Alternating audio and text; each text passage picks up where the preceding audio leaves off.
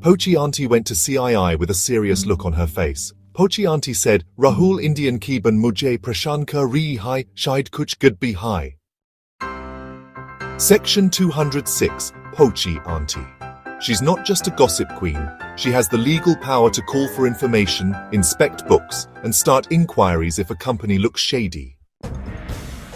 So she went straight to CII Chandra Indu Indian.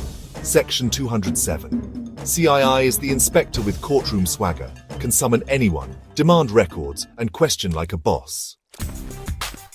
CIE looked deeply into the records and said, Kuch to gut hai.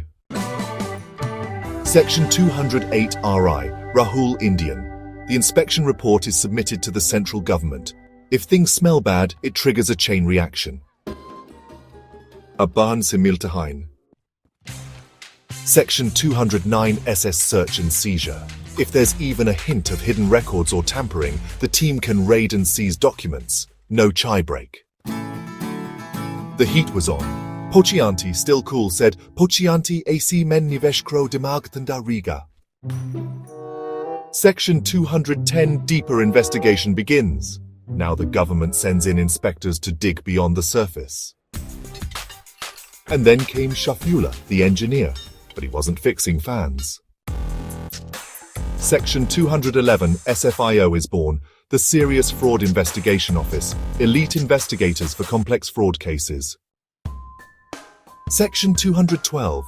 SFIO goes full throttle. If it's a big scam, SFIO leads the charge with teeth sharper than any auditor.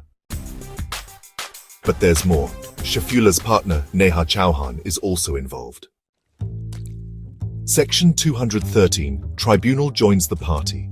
The National Company Law Tribunal, or NCLT, can be petitioned to start its own investigation, especially when fraud or mismanagement is suspected. And then comes the twist. Section 216.